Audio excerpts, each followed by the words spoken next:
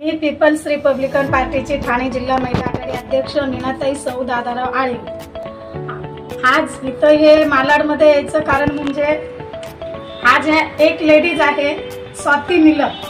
हे एक चांगल्या शिकलेल्या महिला आहे आणि चांगल्या प्रकारचे ते पुरुषाच्या खांद्याला खांदा देऊन काम करणारी लेडीज आहे आणि ते आज एक इंजिनिअरिंग म्हणून एक काम करतात आणि त्या कामाच्या संदर्भामध्ये इथे त्यांची एक जी कार्निवल म्हणून एक सिनेमा, या सिनेमाचं त्यांनी एक म्हणजे कॉन्ट्रॅक्ट घेतलं होतं कोचिंगला आणि ते कोचिंग आज जी लेडीज जर पुरुषाच्या खांद्याला खांदा देऊन जर काम करते आणि कोचिंगला जाऊन जर ती काम करत असेल आणि तिची जर समजा अशी फसवणूक होत असेल तर मग आम्हाला महाराष्ट्रामध्ये न्याय कोण देणार आहे? हाही मोठा प्रश्न आहे ना।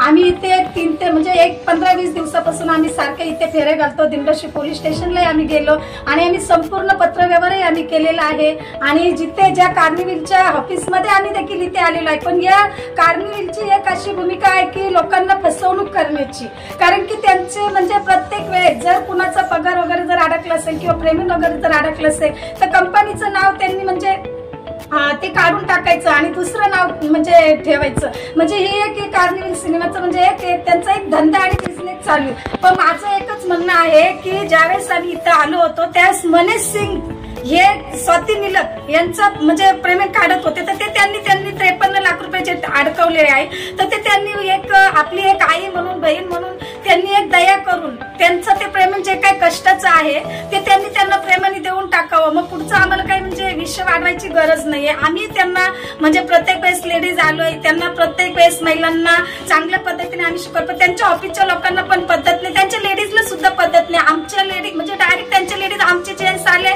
त्यांच्या अंगावरती येतात, शिवीगाळी करतात, म्हणजे असे काही काही खोटे नाटे आरोप घेतात। म्हणून असे खोटे नाटे आरोप त्यांनी आमच्यावर घेऊ नये, आम्ही त्यांच्यावर घेऊ नये। आमचं एकच म्हणणं आहे की जे माझ्या लेडीजवरती अन्याय अत्याचार झालेला आहे आणि तिचे जे कष्टाचे पैसे तुम्ही ठेवलेले आहे ते तुम्ही प्रेमापोटी देऊन टाका आणि जोपर्यंत माझ्या लेडीजला न्याय भेटत नाही तोपर्यंत मी संपूर्ण ठाणे जिल्ह्याच्या वतीने वारंवार आंदोलन करेल, नाही तर इथेच आम्ही सगळ्या महिला पेट्रोल ओतून आम्ही आत्महत्या सुद्धा करायला तयार आहे। पण याच्यासाठी मनीष सिंगने आमच्या समोर यावा, जो काही विषय आहे तो त्यांनी इथे मांडावा।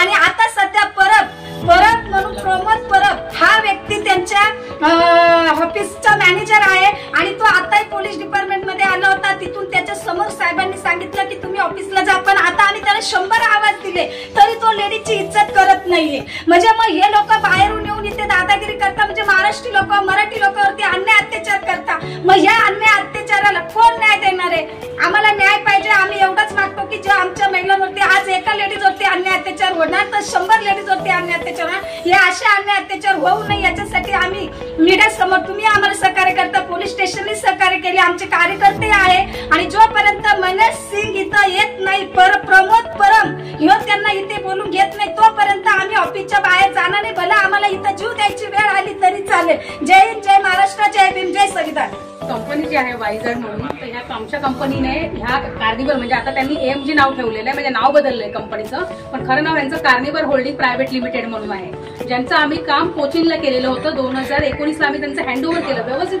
हँडओव्हर केलं, विदिन टाइम पिरियड आम्ही त्यांचा प्रोजेक्ट हँडओव्हर केला आणि आमचं आता 53 लाखाचं पेमेंट त्यांनी बॅलन्स ठेवलेलं आहे, जे गेले 6.5 वर्ष ते आम्हाला देत नाहीये। त्याच्यासाठी मी फार पाठपुरावा करतो, आम्ही सगळ्या पद्धतीने पाठपुरावा केलेला आहे, पण आम्हाला कुठलीच दाद मिळत नाही। आम्ही रोजचा त्यांना आमच्या अकाउंटमधून मेल जातोय, आजचा माझा 573वा मेल गेलेला आहे। असं जो 1000च्या वर दिवस झालेले आहेत, पण आम्ही रोज फॉलोअप करतोय तरी आम्हाला पेमेंट देत नाही। जेव्हा आमचे कंपनीचे मालक जेव्हा इथे आले होते पेमेंट घेण्यासाठी तर त्यांना अशी धमकी देण्यात आली की तुमच्या अंगावर बाउन्सर सोडण्यात येऊ, पण आम्ही तुम्हाला पेमेंट देणार नाही म्हणून। आणि म्हणून मग मी ह्या त्या ताई आहेत मीनाताई, PRPच्या ठाणे जिल्हा अध्यक्ष म्हणून मी यांच्याकडे माझी तक्रार अर्ज आहे लेखी स्वरूपात दिलेली आहे आणि आता त्यांना मी सांगितले की आता ताई तुम्ही ह्याच्यामध्ये मला न्याय मिळवून द्या, म्हणून आम्ही पोलिसात पण तक्रार केली। मी ह्या ऑफिसमध्ये आम्ही 3 वेळा येऊन गेलो, 28 जुलैला एकदा येऊन गेलो। इथे मनीष सिंग जे आमचं पेमेंट काढत होते, पेमेंटचं सगळं हे बघत होते आमच्या पेमेंट संदर्भात, तर त्यांनी आम्हाला सांगितलं की तुम्हाला 80% पेमेंट मिळाले आणि तुम्ही आता 20% विसरून जा, असं त्यांनी आम्हाला सांगितलं। त्याचा व्हिडिओ सुद्धा आहे आमच्याकडे की ते ह्याच ऑफिसमधून बाहेर निघाले होते आणि तेव्हापासून त्याच्यानंतर आम्ही 4 ऑगस्टला आलो, नंतर आम्ही मागच्या बुधवारी पण आम्ही 13 तारखेला पण आम्ही इथे आलो, तेव्हा पण आम्हाला सांगितलं ते आलेच नाही। आणि जेव्हा इथे आम्ही थोडंसं त्यांनावर प्रेशर केलं की बाबा नाही तुम्ही त्यांना काही करून बोलवा, तेव्हा त्यांनी व्हिडिओ कॉलवर आम्हाला सांगितलं की आम्ही आज 20 तारखेला येतो म्हणून इकडे, आणि आज 20 तारीख आहे, आम्ही आज सगळेजण इथे आलेलो आहोत, पण ते आमचा फोनही उचलत नाही. त्यांच्या इथे प्रमोद परब म्हणून आहेत त्यांचे लीगल मॅनेजर, त्यांना पण आम्ही पोलीस मध्ये तक्रार केली वगैरे सगळी, आम्ही त्याचाही फॉलोअप करतो. दिंडोशी पोलीस स्टेशनला आम्ही 4 वेळा गेलो, तिथून नंतर आम्ही डीसीपी ऑफिसला सुद्धा आम्ही पत्र दिलं, आम्ही मुख्यमंत्री कार्यालयात ह्या ताईंच्या माध्यमातून पत्रव्यवहार केलेला आहे. राज्य महिला आयोग, महाराष्ट्र राज्य महिला आयोगच्या अध्यक्ष रुपालीताई चाकणकर, त्यांना पण आम्ही एक पत्र दिलेले आहे ताईंच्या माध्यमातून. आम्ही सगळीकडे आम्ही कायद्याला कुठेही आम्ही बायपास करून आम्ही हे करत नाहीये, कुठलंच काम नाही करत आहे, कायद्यानेच जातोय. पण आम्हाला इथे अक्षरशः भिकाऱ्यासारखी वागणूक दिली जाते. आम्हाला इथे कोणी सध्या आमच्या अंगावर आतला जो स्टाफ आहे तो असं आम्हाला काय काय बोलतो, माझ्या अंगावर धावून येतोय. ते जे मनीष सिंग जे होते त्यांनी सुद्धा आमच्या बरोबर एवढी अर्वाच्या भाषेत, मी महिला असून माझ्या बरोबर अर्वाच्या भाषेत त्यांनी शिवीगाळ केली, आणि ह्याच्या सगळं आमच्याकडे व्हिडिओ आहे पूर्ण प्रॉपर. तर त्याच्यामुळे तुम्ही प्लीज ह्याची मला दखल घ्या आणि आम्हाला माझ्या कंपनीला न्याय मिळवून द्या ना. आमचे 53 लाख रुपये आजच्या आज आम्हाला आमच्या अकाउंटला पाहिजे, बस एवढीच आमची विनंती आहे.